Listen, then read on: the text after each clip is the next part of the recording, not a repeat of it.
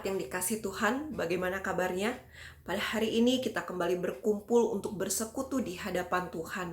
Sekalipun masih di dalam suasana persekutuan online, tetapi saya berharap setiap kita tetap memiliki semangat untuk beribadah, bersekutu di dalam Tuhan. Saudara yang dikasihi Tuhan, di masa-masa pandemi ini yang masih belum berakhir, yang kita lihat semakin hari semakin meningkat orang-orang yang terkena corona, tapi kita tetap setia kepada Tuhan. Kita tetap berharap hanya kepada Tuhan, dan bagaimana kita tetap mengasihi Tuhan dalam segala situasi. Mari kita sama-sama berdoa sebelum kita memulai persekutuan ini. Kami berdoa di hadapan Tuhan. Kami rindu Tuhan beracara di dalam kehidupan kami. Kami bersyukur ya Tuhan karena Engkau baik. Engkau yang memimpin kami hari lepas hari. Kami bisa kembali bersekutu di hadapan Tuhan bersama saudara seiman kami ataupun keluarga kami di tempat kami masing-masing. Kami rindu Tuhan biar melalui persekutuan ini kami semakin dikuatkan dan semakin bersehati di dalam Tuhan, semakin mengasihi Tuhan, semakin rindu akan hadirat Tuhan. Tuhan tolong kami, Tuhan pimpin persekutuan ini dari awal hingga akhir. Hanya di dalam nama Tuhan Yesus kami telah berdoa. Amin. Mari kita sama-sama memuji Tuhan melalui lagu-lagu yang sudah saya siapkan.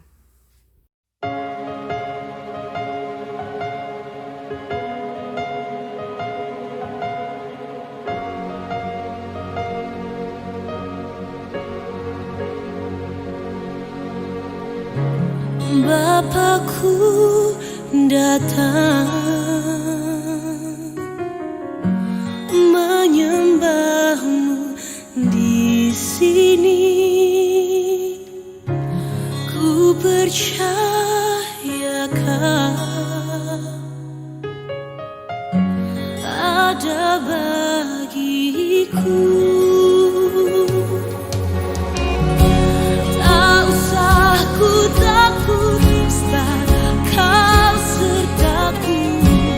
Tak usah ku bimbang, Kau di dalamku.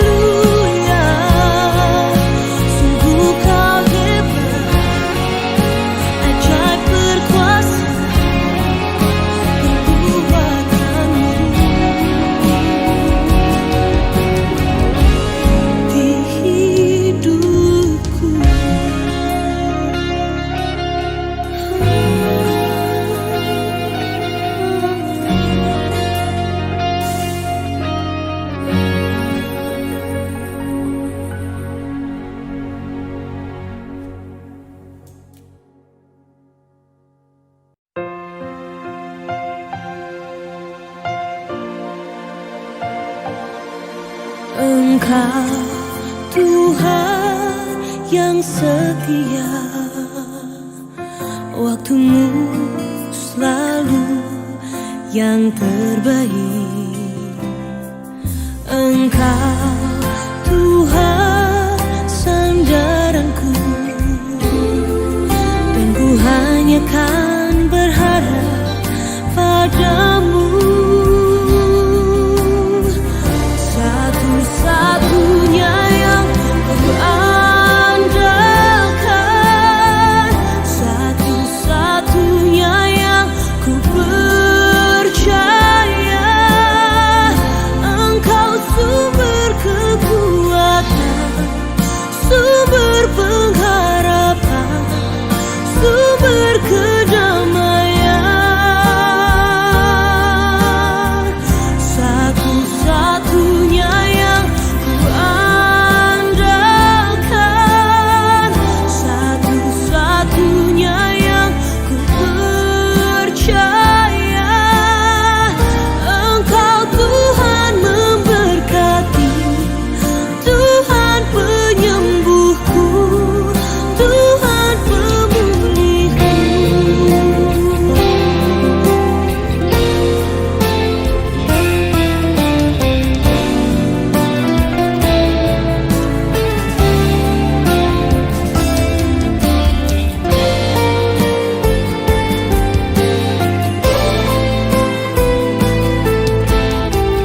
Satu-satunya yang ku andalkan, satu-satunya yang ku percaya. Satu-satunya Kau yang setia, satu-satunya Kaulah Tuhanku. Satu-satunya yang ku andalkan, satu-satunya yang ku percaya.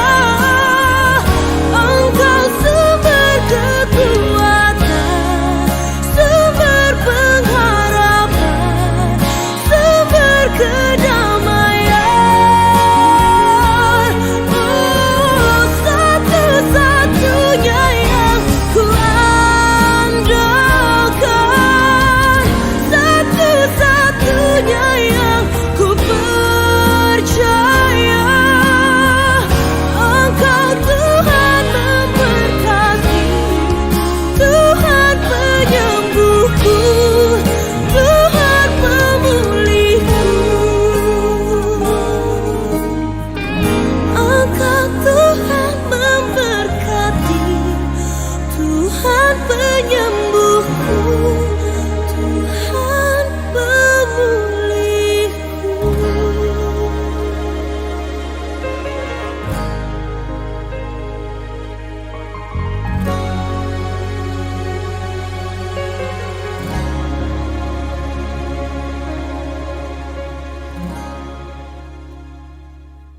Jemaat yang dikasihi oleh Tuhan, mari kita sebelum mendengarkan firman Tuhan, kita mau berdoa untuk beberapa pokok doa syafaat. Yang pertama, mari kita sama-sama terus mendoakan untuk bangsa negara kita Indonesia. Saudara tahu bagaimana pemerintahan ini semakin hari semakin berat menanggung karena adanya COVID-19 yang tiada akhir. Kita rindu biar Tuhan yang menolong setiap tim pemerintahan untuk memiliki hati yang bijaksana, penuh hikmat di dalam mengatur dan memulihkan bangsa negara ini. Kita juga tidak lupa mendoakan untuk bangsa kita Indonesia, masyarakat Indonesia, biar mereka punya kesadaran diri untuk menjaga diri mereka masing-masing di dalam kesehatan. Kita rindu biar tidak ada kenaikan jumlah di dalam pasien-pasien yang terkena corona ini. Kita juga mau berdoa untuk kota Tasik di mana kita tinggal. Kita doa sama-sama, kita buka suara sama-sama bagaimana kota Tasik ini biar tetap Tuhan jaga, Tuhan pelihara. Mulai dari pemerintahan maupun juga masyarakat, termasuk kita sebagai masyarakat di kota Tasik ini. Kita berdoa, kita buka suara. Tuhan, di dalam surga kami mengucap syukur. Tuhan mengizinkan kami hidup dan menempatkan kami hidup di Indonesia, negara yang kami cintai dan yang sangat kami sayangi. Tetapi Tuhan, di masa-masa ini negara kami mengalami berbagai macam percobaan ataupun juga ujian-ujian, khususnya ya Tuhan menghadapi COVID-19 yang belum berakhir. Tuhan, Engkau tahu segala pergumulan yang dihadapi oleh bangsa negara kami Indonesia.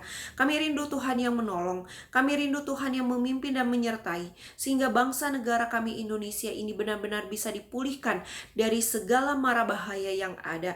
Kami rindu khususnya pemerintah, Tuhan beri hati yang bijaksana, beri mereka hikmat, akal budi yang sehat, bagaimana mereka memikirkan ke depan, bagaimana bangsa negara Indonesia ini tetap dapat eksis ataupun dapat disembuhkan dari segala penyakit corona. Kami rindu Tuhan di dalam masalah-masalah ekonomi pun, di dalam masalah-masalah politik atau antar agama, Tuhan yang pulihkan. Karena begitu banyak persoalan yang dihadapi oleh bangsa negara kami Indonesia. Kami juga mengingat untuk bangsa ini. Kami mengingat untuk masyarakat Indonesia. Mereka juga tentu bergumul dengan berbagai macam persoalan. Tapi kami rindu Tuhan, biar Tuhan memberi kesadaran, khususnya agar mereka mau menjaga kesehatan mereka. Mereka mau menjaga jarak, mereka tidak sembarangan keluar. Hanya saat-saat perlu saja mereka keluar. Kami rindu Tuhan, tolong beri mereka kesadaran satu persatu, sehingga COVID-19 ini bisa cepat berakhir, bisa cepat berlalu, dan mereka semua menjadi masyarakat yang dipulihkan, yang disembuhkan oleh Tuhan. Kami juga mengingat di mana kami tinggal, kami yang di Tasik ya Tuhan, tolong beri kami belas kasihan dari Tuhan, untuk kami bisa sama-sama menikmati hidup di dalam Tuhan, untuk kami bisa sama-sama merasakan perlindungan, penyertaan, dan juga kesehatan yang Tuhan berikan kepada kami. Berkati pemerintahan di kota Tasik, berkati juga setiap masyarakat Tasik. Tuhan jaga, Tuhan pelihara kami. Ini doa kami, ini kerinduan kami. Dalam nama Tuhan Yesus kami berdoa. Amin. Mari kita juga mau berdoa sama-sama untuk tim medis yang masih berjuang untuk menyembuhkan para pasien. Mereka di garda terdepan. Kita rindu biar Tuhan menolong mereka satu persatu. Saat mereka mungkin harus jauh dari keluarga, saat mereka sendiri pun akhirnya terkena penyakit COVID-19. Kita rindu biar Tuhan tetap menjaga, memelihara mereka. Kita tidak lupa juga mendoakan untuk keluarga mereka, di mana mereka berada. Mungkin mereka juga, keluarga ini tentu banyak yang bergumul karena pasangannya ataupun anaknya harus berjuang sebagai garda terdepan. Kita berdoa, kita buka suara untuk tim medis. Tuhan, kami berdoa, mengingat ya Tuhan tim medis yang Tuhan siapkan di tengah-tengah negara Indonesia ini. Tuhan, mereka menjadi garda terdepan dan mereka harus mempertaruhkan hidup mereka, nyawa mereka untuk menolong nyawa orang lain yang bergumul dengan sakit COVID-19. Tuhan, kami rindu Tuhan menjaga, memelihara mereka, melindungi mereka, menjauhkan mereka dari segala mara bahaya. Mereka yang mulai kelelahan, Tuhan kuatkan. Mereka yang mungkin terserang penyakit karena tertular dari pasien, Tuhan berikan kesembuhan. Mereka juga yang harus jauh dari keluarga, mereka yang memiliki pergumulan ini dan itu, Tuhan jawab doa-doa mereka. Karena kami memerlukan tim medis untuk menolong para pasien COVID-19 ataupun penyakit-penyakit lain. Tuhan, kami percaya ada campur tangan Tuhan yang bekerja terhadap tim medis. Ini doa kami. Kami berdoa mengingat juga keluarga mereka masing-masing. Dimanapun mereka berada, keluarga mereka tentu bergumul, was-was ataupun takut karena takut pasangannya, takut anaknya, atau takut orang tuanya justru terkena penyakit COVID-19. Tetapi Tuhan, biar Tuhan memberi kelegaan kepada mereka, karena pengharapan itu hanya datang dari Tuhan. Tolong mereka ya Tuhan. Hanya di dalam nama Tuhan Yesus kami telah berdoa. Amin. Yang ketiga, kita tidak lupa untuk mendoakan setiap jemaat kita. Jemaat kita yang lanjut usia, jemaat kita yang mengalami sakit penyakit, Tuhan tolong mereka. Biar Tuhan yang menyertai kehidupan mereka. Saudara tahu nama mereka, boleh saudara sebutkan. Biar Tuhan yang memimpin mereka, biar Tuhan yang memulihkan mereka.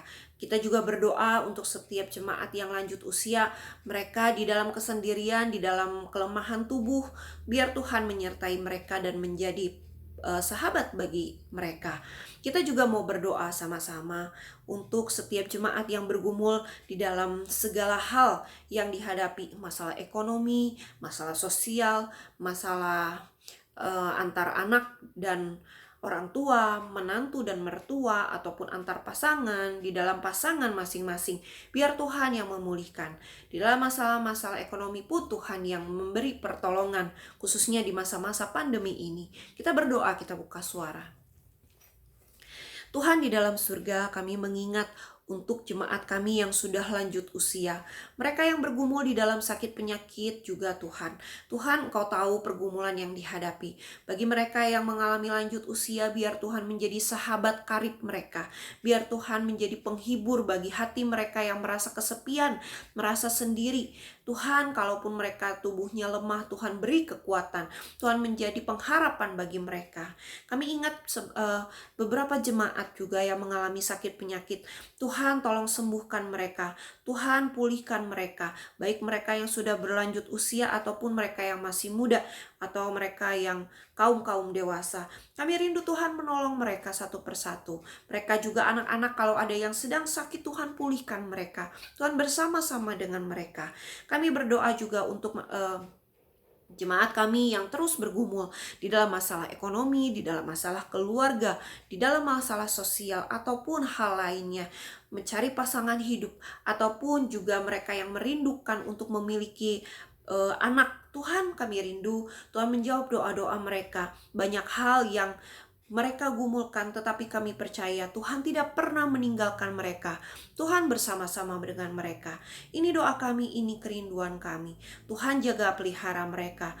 Tuhan menyertai mereka. Dalam nama Tuhan Yesus kami berdoa. Amin.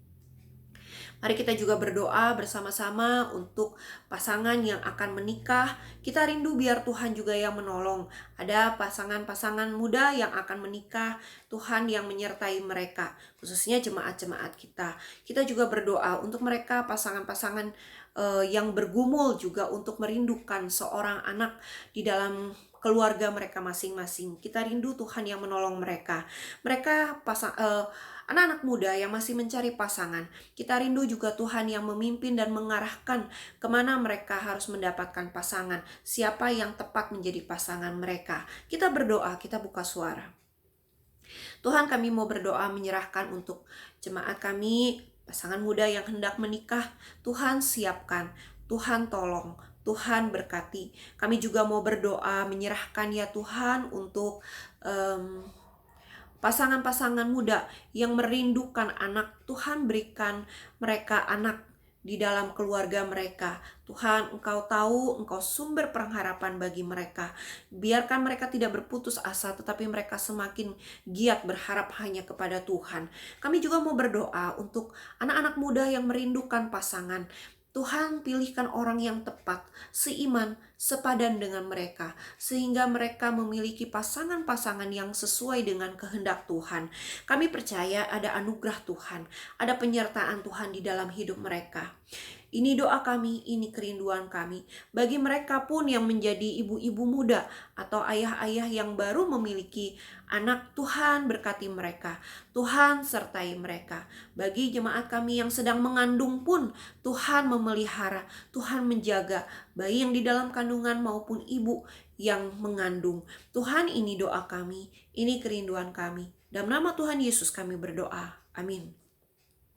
Mari jemaat yang dikasih Tuhan, kita tidak lupa juga mendoakan untuk ibadah yang terus berlangsung, baik di dalam persekutuan doa Rabu malam, persekutuan doa pagi, maupun juga ibadah umum, maupun juga persekutuan komisi, baik secara online maupun offline. Kita rindu biar Tuhan menolong, Tuhan yang memimpin. Kita juga berdoa tidak lupa untuk sekolah minggu. Kita doakan agar setiap anak-anak sekolah minggu dapat tetap setia beribadah kepada Tuhan. Doakan juga untuk guru-guru sekolah minggu, mereka harus rekaman online, bercerita secara online. Kita rindu biar Tuhan menolong mereka satu persatu, memberi mereka semangat untuk tetap melayani Tuhan. Kita berdoa, kita buka suara. Tuhan di dalam surga, kami mau berdoa menyerahkan ya Tuhan untuk ibadah-ibadah yang berlangsung baik secara offline maupun online.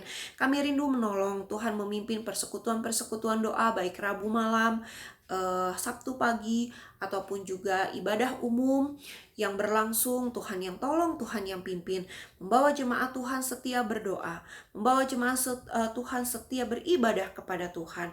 Berdoa juga untuk persekutuan-persekutuan komisi secara online. Tuhan jaga, Tuhan pelihara iman rohani setiap jemaat kami di rumah mereka masing-masing, dan juga persekutuan-persekutuan online yang dibawakan hamba Tuhan sungguh bisa menolong mereka mengenal Tuhan, mengasihi Tuhan, dan hidup di dalam Tuhan lebih lagi. Berkati juga ya Tuhan untuk sekolah minggu, guru-guru sekolah minggu yang menyiapkan secara online. Tuhan juga bantu memberi mereka semangat di dalam bercerita sekolah minggu. Kami juga mau berdoa menyerahkan untuk anak-anak sekolah minggu dimanapun mereka berada, dalam kondisi apapun, Tuhan tetap kuatkan iman rohani mereka. Mereka yang masih kecil, mereka yang bertumbuh mulai masuk di dalam masa-masa remaja, bahkan mereka sudah ada di dalam masa remaja. Tuhan tolong iman rohani mereka, Tuhan jaga, Tuhan sertai mereka, biar mereka bisa tetap ingat akan Tuhan. Sekalipun mereka harus beribadah di rumah mereka masing-masing, tetapi Tuhan menolong mereka, Tuhan menyertai mereka. Ini doa, ini kerinduan kami. Dalam nama Tuhan Yesus kami berdoa. Amin.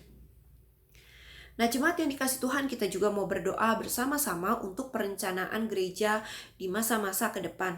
Kita rindu di dalam masa pandemi ini, kepastian belum ada, tetapi kita rindu biarlah gereja bisa tetap menyiapkan ke depan apa yang mau direncanakan, apa yang mau dikerjakan. Biar Tuhan yang menolong, Tuhan yang memimpin. Kita rindu biar segala persiapan ataupun juga segala perencanaan itu untuk membangun gereja kita, membangun iman rohani jemaat kita bertumbuh di dalam Tuhan. Mari kita berdoa, kita buka suara. Kami mau berdoa menyerahkan ya Tuhan untuk perencanaan gereja kami ke depan. Kami tidak tahu masa pandemi ini akan kapan berakhir, tetapi kami percaya untuk ke depan kami tetap merencanakan berbagai macam hal, dan Tuhan bantu kami untuk mempersiapkannya. Tuhan pimpin kami agar kami bisa tetap sejalan dengan masa-masa ini, kami bisa mengisi firman Tuhan ataupun juga memikirkan ke depan rencana-rencana untuk tetap membangun iman rohani jemaat kami. Bahkan kami juga bisa mengabarkan firman, menjangkau jiwa-jiwa baru, agar mereka mau percaya Tuhan, hidup di dalam Tuhan. Akhirnya mereka bisa bersama dengan kami, beribadah, bersekutu di dalam Tuhan. Ini doa kami. Kami rindu Tuhan memimpin, Tuhan menyertai para pemimpin gereja, mulai majelis, hamba Tuhan, ataupun juga setiap para pengurus dan aktivis. Tuhan yang bantu di dalam pelayanan mereka, kehidupan mereka, dan pandangan-pandangan pemikiran-pemikiran mereka ke depan, bagaimana untuk membangun gereja ini tetap bertumbuh di dalam Tuhan. Ini doa kami, ini kerinduan kami. Tuhan, sebentar kami juga akan belajar firman Tuhan. Tuhan berbicara kepada kami, Tuhan tilik hati kami, agar kami mau menerima firman Tuhan ini. Dan kami bukan hanya merenungkannya, bukan hanya mendengarkannya, tapi kami mau lakukan di dalam kehidupan kami sehari-hari. Ini doa kami, hanya di dalam nama Tuhan Yesus kami berdoa, mengucap syukur. Amin. Jemaat yang dikasih Tuhan, hari ini firman Tuhan akan dibawakan di dalam Matius 9 ayat yang pertama. Ayat yang ke-9 hingga ayat ke-13. Matius 9 ayat yang ke-9 hingga ayat yang ke-13. Saudara, saya akan bacakan bagi setiap kita sekalian. Bagi jemaat di rumah yang berkenan untuk membaca, boleh membaca di rumah agar lebih mengerti isi firman Tuhan ini. Matius 9 ayat yang ke-9 hingga ayat yang ke-13. Matius pemungut cukai mengikut Yesus. Setelah Yesus pergi dari situ, ia melihat seorang yang bernama Matius duduk di rumah cukai. Lalu ia berkata kepadanya, "Ikutlah aku." Maka berdirilah Matius lalu mengikut dia. Kemudian ketika Yesus makan di rumah Matius, datanglah banyak pemungut cukai dan orang berdosa dan makan bersama-sama dengan dia dan murid-muridnya. Pada waktu orang Farisi melihat hal itu, berkatalah mereka kepada murid-murid Yesus, "Mengapa gurumu makan bersama-sama dengan pemungut cukai dan orang berdosa?" Yesus mendengarnya dan berkata, "Bukan orang sehat yang memerlukan tabib, tetapi orang sakit. Jadi pergilah dan pelajarilah arti firman ini. Yang ku kehendaki ialah belas kasihan dan bukan persembahan. Karena aku datang bukan untuk memanggil orang benar, melainkan orang berdosa." Jemaat yang dikasihi Tuhan, melalui firman Tuhan hari ini ada beberapa hal yang bisa kita pelajari. Pertama, kita akan belajar dari kisah Matius. Saudara, siapa Matius? Matius adalah seorang pemungut cukai. Saudara, kita tentu tahu sejarah pemungut cukai. Pemungut cukai adalah orang-orang yang mengambil pajak dari bangsa Israel. Nah, pajak itu bukan diberikan kembali untuk kehidupan bangsa Israel, kemakmuran bangsa Israel, tetapi pajak itu diambil lalu diberikan kepada bangsa yang menjajah bangsa Israel pada masa itu. Salah satunya yaitu bangsa Romawi. Nah, maka Matius ini adalah orang pengkhianat, orang yang mengkhianati bangsa Israel, atau orang yang berbelok jalannya.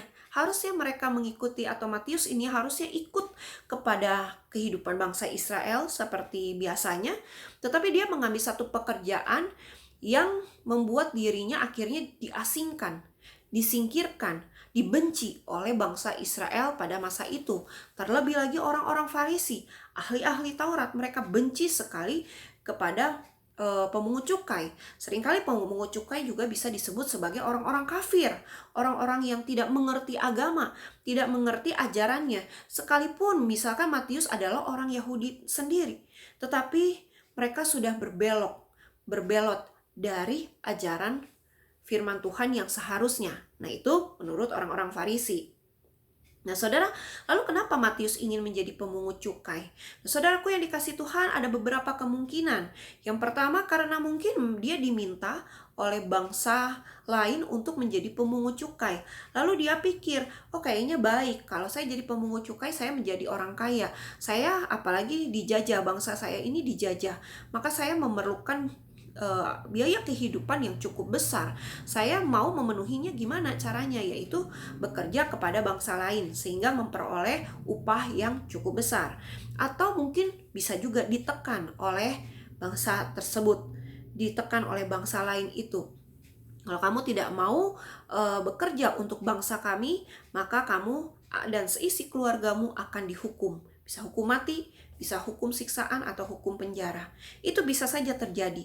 Ada berbagai macam alasan kenapa Matius akhirnya menjadi pemungut cukai. Tetapi saudara yang dikasihi Tuhan, kita tidak akan mempelajari secara detail kenapa sih Matius mau menjadi pemungut cukai.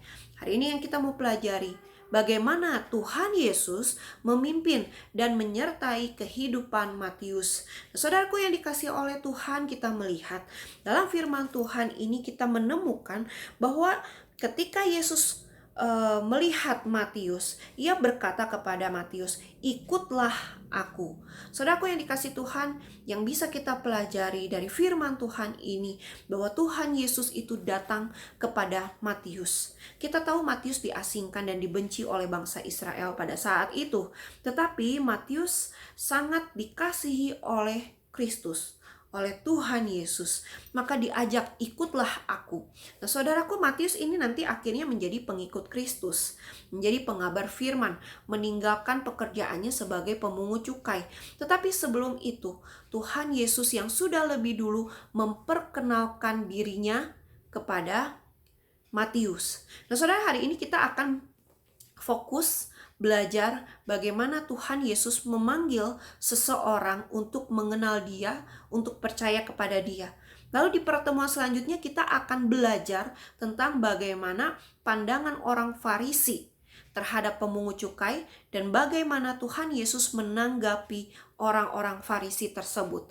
Nah, saudaraku yang dikasihi oleh Tuhan, poin pertama yang kita bisa pelajari dari kisah Matius ini adalah Tuhan datang kepada orang-orang yang berdosa, kepada orang-orang pilihan, orang-orang yang dulunya tidak mengenal Tuhan, dulunya mungkin hanya dengar siapa Tuhan, tetapi mereka belum mau ikut Tuhan.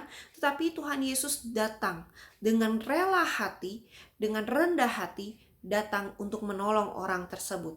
Saudara, ini kita bisa lihat dari kisah Matius. Siapa itu Matius? Saudara, dibandingkan Tuhan Yesus secara materi, Matius adalah orang yang kaya karena dia adalah pemungut cukai. Saudara bisa temukan juga kisah tentang Zakeus. Zakeus adalah pemungut cukai juga. Bagaimana kehidupannya? Kehidupannya begitu mewah, nikmat, hebat. Nah, saudara, itu yang bisa didapat, yang bisa kita pelajari dari latar belakang pemungut cukai. Nah, saudaraku, tetapi Tuhan Yesus, apakah dia minder? Apakah dia undur diri? Oh, tidak. Ataukah apakah dia iri kepada kehidupan Matius? Tentu tidak. Justru Tuhan Yesus datang kepada Matius dan berkata, ikutlah aku. Saudara, poin yang pertama, Tuhan Yesus datang dengan rela hati mengajak orang berdosa, umat pilihan Allah, untuk datang kepada Allah. Nah, saudara, begitu juga dengan kita. Kita sebagai orang percaya, sebelum kita percaya kepada Tuhan, siapa yang memperkenalkan diri tentang Yesus? Yaitu Yesus sendiri. Tetapi mungkin tidak secara langsung. Bisa lewat saudara kita, keluarga kita, ataupun buku yang kita baca, ataupun ibadah Natal yang kita ikuti. Lalu kita lihat, siapa itu Tuhan Yesus? Atau di dalam pergumulan kita menemukan Tuhan Yesus. Ikut Tuhan Yesus. Tetapi respon kita sekarang sudah menjadi orang percaya, bukan? Lalu kita berkata, firman Tuhan ini gak cocok lagi dengan kehidupan saya, karena saya sudah jadi orang percaya kepada Tuhan. Hati-hati, saudara. Ada orang-orang percaya yang terhilang. Ada orang-orang percaya atau orang-orang Kristen yang tahu dirinya percaya kepada Tuhan tetapi meninggalkan Tuhan. Nah, saudaraku yang dikasih oleh Tuhan, firman Tuhan ini mengatakan kepada kita, waktu Tuhan Yesus mengatakan, ikutlah aku, mau tidak kita ikut? Saudara, firman Tuhan tidak berhenti sampai di situ. Matius ikut Tuhan. Nah, saudaraku, itu adalah satu respon yang begitu indah. Saudara, Matius punya kesempatan untuk menolak, bisa saja dia menolak. Bisa saja dia menolak. Tidak, Tuhan, saya sudah enak hidupnya seperti ini. Kalau saya ikut Tuhan, saya pasti mengalami berbagai macam tantangan. Apalagi orang-orang ataupun pemungut-pemungut cukai yang jadi sahabat-sahabat saya akan membenci saya. Bisa saja itu jadi alasan. Tetapi apa yang dilakukan oleh Matius? Matius menerima, ya, saya mau ikut Tuhan. Saudara, mungkin di balik perasaan Matius ada rasa penasaran siapa Tuhan Yesus itu, ada rasa mencari kelegaan karena pada saat itu dia mungkin merasakan kehausan rohani, merasa kekosongan diri. Harta saya punya tetapi rohani saya kosong. Saudara, kita sebagai orang Kristen, apa yang kita rasakan sekarang? Apakah kita jangan-jangan sedang mengalami pergumulan kekosongan rohani sehingga kita malas beribadah, kita malas bersekutu? Apalagi ini kesempatan online, udah lebih baik saya tidak usah bersekutu. Lebih baik saya mengerjakan pekerjaan materi saja, hal-hal duniawi saja. Tetapi pekerjaan iman rohani saya acuhkan, saya cuekin, begitu. Nah, saudaraku yang dikasih Tuhan, kembali kita ingat bahwa orang percaya bisa jadi orang yang terhilang. Kalau dia tidak memautkan diri kepada Tuhan, dia bisa menjadi orang yang terhilang. Maka saudaraku yang dikasih Tuhan, belajar dari Matius. Waktu Tuhan mengatakan ikutlah aku, kita mau setia, kita mau taat, ikut Tuhan. Bagaimana keadaannya pun, bagaimana situasinya pun, bagaimana kondisi kita pun, kita mau tetap ikut Tuhan. Jangan kita terlena dan tergoda dengan hal-hal duniawi ataupun dengan pergumulan-pergumulan yang kita hadapi. Karena tidak sedikit orang Kristen, mereka lebih senang bergumul secara sendiri dibandingkan bergumul bersama Tuhan, dibandingkan mempercayakan hidupnya kepada Tuhan. Nah, saudaraku yang dikasih Tuhan, maka mari, yang poin pertama, kita mau ikut Tuhan karena Tuhan sudah lebih dulu mengajak kita, ikutlah aku. Respon kita mau ikut Tuhan. Saudaraku, lalu poin yang kedua yang kita bisa pelajari, di ayat yang ke-10 kita lihat. Kemudian ketika Yesus makan di rumah Matius, artinya apa? Matius mengundang Tuhan Yesus bersama para muridnya makan di rumahnya. Saudara, dengan acara makan ini kita tahu, berarti Matius bukan orang yang susah. Matius orang yang hidup dengan keberadaan yang cukup. Nah, saudara, lalu kita lihat, datanglah banyak pemungut cukai dan orang berdosa dan makan bersama-sama dengan dia dan murid-muridnya. Saudara, poin yang kedua yang kita bisa pelajari, Matius bukan hanya berkata, "Ya, saya mau percaya kepada Tuhan. Ya, saya mau ikut Tuhan." Tetapi Matius mengundang Tuhan Yesus masuk ke dalam rumahnya, mengajaknya untuk makan. Nah, saudara, begitu juga dengan setiap kita. Matius membuka hati, mulai membuka diri, menerima Tuhan Yesus di dalam kehidupannya, mulai rindu diajar tentang firman Tuhan. Karena Matius pulang ke rumahnya mengajak Tuhan Yesus, bahkan bersama orang-orang berdosa.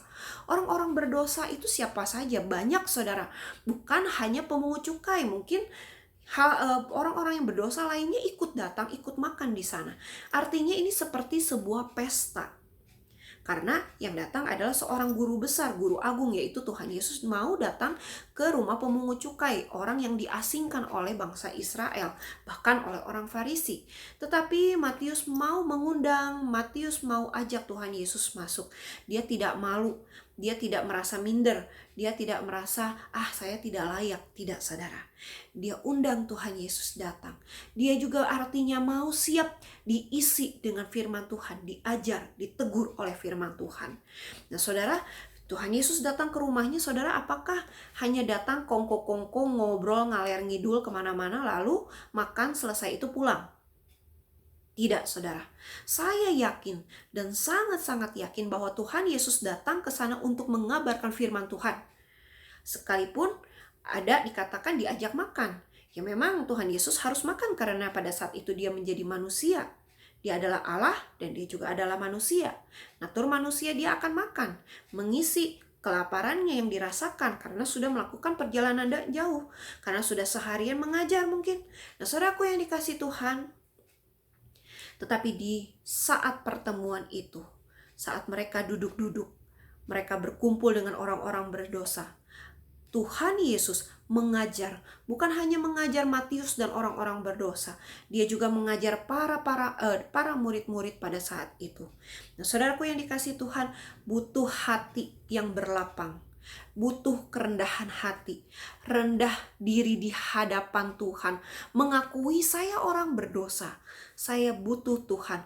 Maka mari Tuhan masuk ke dalam hati saya, datang kepada saya, kabarkan firman, tegur saya kalau saya salah, hajar saya kalau saya salah, karena saya tidak mau terkungkung, terikat dengan dosa yang ada, tapi saya mau terikat kepada Tuhan, meninggalkan dosa saya, melepaskan dosa saya, tidak mau lagi dikuasai oleh dosa. Nah, saudara, itu maksud firman Tuhan ini. Nah, saudara, kita pun sama. Kita sebagai orang percaya, seringkali kita menikmati kenyamanan kita sebagai orang percaya. Karena sebagai orang percaya ya sudah seperti ini saja. Saya berusaha, saya bekerja, saya melayani Tuhan. Tetapi saat Tuhan mau menegur kita, saat Tuhan mau mengajar kita, kita tutup telinga. Atau masuk telinga kanan, keluar telinga kiri, ataupun sebaliknya. Ataupun kita bahkan mengatakan, nanti dulu Tuhan, saya sibuk terhadap pekerjaan saya sibuk dengan hal-hal duniawi saya sibuk dengan pelayanan saya di gereja, saya tidak mau dulu dengar firman Tuhan, nanti. Bangun pagi saya tidak baca firman Tuhan, bangun pagi saya pikir apa yang saya harus kerjakan. Apalagi mungkin ibu-ibu rumah tangga punya anak-anak kecil, bergumul karena di masa pembelajaran jarak jauh ini semakin bertambah pekerjaan ibu-ibu di rumah atau bapak-bapak yang harus mendampingi anak-anak di dalam pembelajaran jarak jauh. Akhirnya untuk membaca firman, merenungkan firman Tuhan diabaikan, nanti dulu. Tiba waktunya malam, aduh saya sudah lelah, saya sudah capek, saya mau tidur, lupa berdoa. Tidak lagi mengutamakan doa di dalam kehidupan sehari-hari. Biar waktu berjalan begitu saja, apa adanya. Berlalu ya berlalu saja, tetapi tidak pernah membawa Tuhan di dalam kehidupan kita.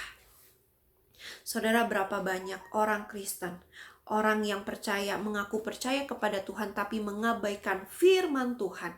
Tidak mengundang Tuhan masuk di dalam hidup kita. Tidak mengundang firman Tuhan itu diberitakan di dalam hidup kita. Tapi kita malah menolak. Kita malah menunda-nunda.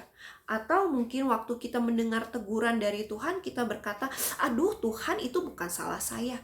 Aduh Tuhan, ini nggak cocok untuk saya. Aduh Tuhan, ini harusnya teguran ini diberikan untuk si A, si B, si C. Kita malah menghakimi. Bukan menjadi ingatan bagi kita. Bukan menjadi introspeksi diri kita. Iya Tuhan, kenapa sih Tuhan ngomong ini sama saya? Oh Tuhan mau ingatkan saya mungkin sudah pernah melakukan kesalahan ini, jangan sampai saya lakukan kesalahan itu. Atau misalkan mungkin saya mau lakukan kesalahan itu, Tuhan ingatkan dan Tuhan tegur saya lebih dulu, maka saya tidak boleh lakukan kesalahan itu.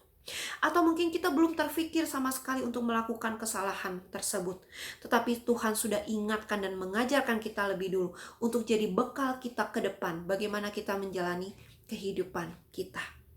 Saudara, maukah kita mengundang Tuhan seperti Matius mengundang Tuhan di dalam kehidupannya?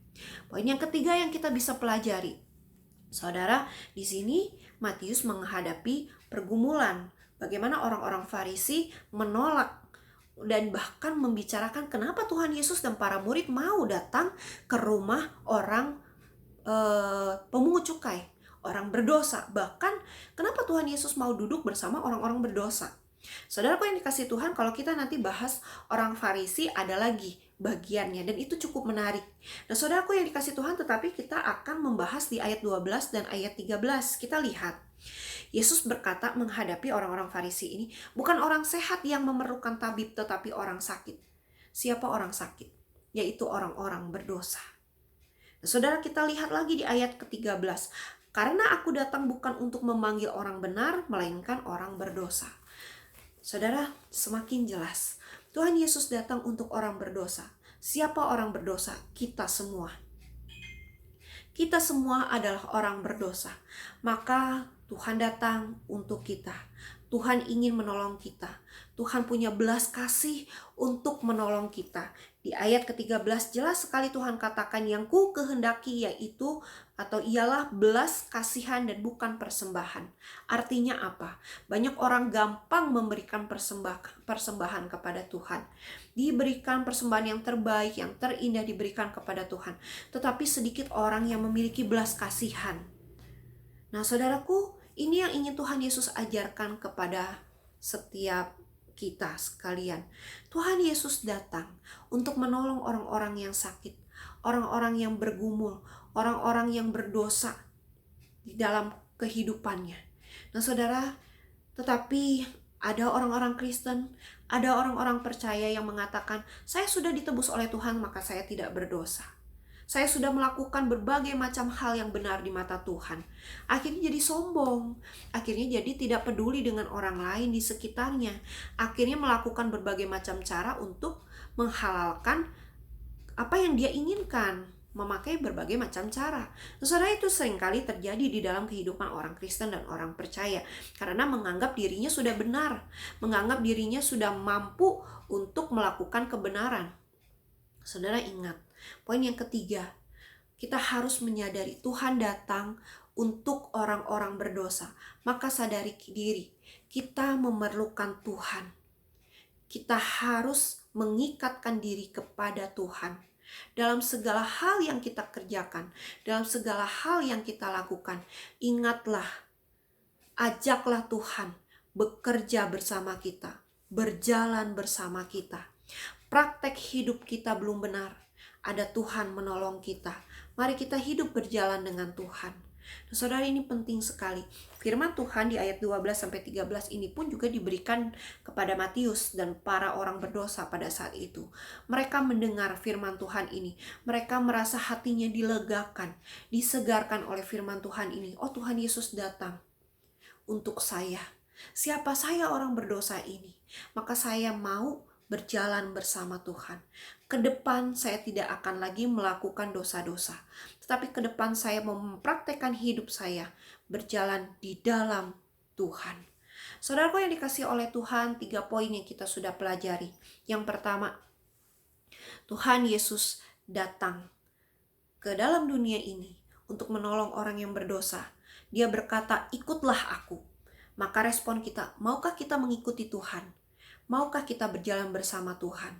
Yang kedua, saudara, jangan lupakan firman Tuhan. Jangan lupakan hubungan intim dengan Tuhan, hubungan dekat dengan Tuhan. Buka hati saudara untuk mau ditegur dan diisi oleh firman Tuhan.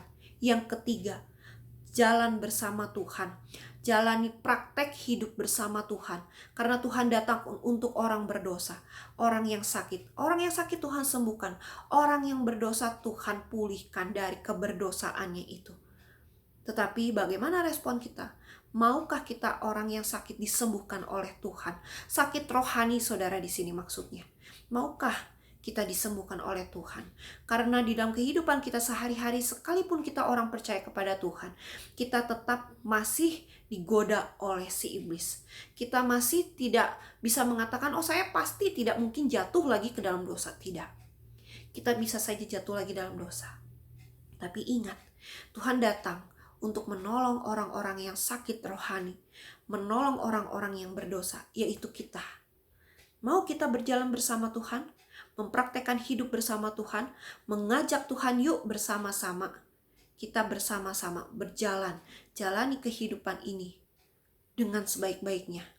Ikut apa maunya Tuhan, nurut apa maunya Tuhan, taat apa maunya Tuhan. Saudara, kiranya firman Tuhan ini jadi berkat bagi setiap kita sekalian. Mari kita berdoa. Terima kasih ya Tuhan, Engkau baik, Engkau memimpin kami, Engkau menolong kami untuk kami bisa hadir bersama-sama dengan Tuhan. Tuhan, terima kasih karena Tuhan datang untuk mengajak kami memperkenalkan diri-Mu, agar kami mau ikut kepada Tuhan. Ajar kami ya Tuhan, walaupun kami adalah orang-orang Kristen, orang yang sudah percaya kepada Tuhan, tetapi kami tidak jemu-jemu untuk ikut Tuhan. Kami mau ikut Tuhan dalam segala kondisi. Tuhan, ajar kami juga untuk mau ditegur oleh firman Tuhan, untuk mau menerima firman Tuhan itu siang dan malam di dalam kehidupan kami hari lepas hari. Dan ajar kami ya Tuhan untuk mempraktekkan hidup kami, hidup berjalan bersama dengan Tuhan. Karena kami percaya Tuhan datang untuk menolong orang-orang yang sakit rohani, yaitu kami, orang-orang yang mengalami sakit rohani. Kami orang-orang yang berdosa, kami yang mudah digoda oleh iblis. Maka Tuhan hadir bersama-sama kami. Kami mau berkomitmen hidup berjalan bersama Tuhan, mempraktekkan kehidupan kami sesuai dengan firman Tuhan, ikut taat setia kepada firman Tuhan. Tolong kami ya Tuhan. Tuhan, sebentar kami akan kembali melakukan segala aktivitas kami. Tolong pimpin kami, berkati kami, sertai kami. Hanya di dalam nama Tuhan Yesus kami berdoa. Amin. Sampai jumpa kembali. Kita bertemu lagi di lain kesempatan. Dan Tuhan memberkati.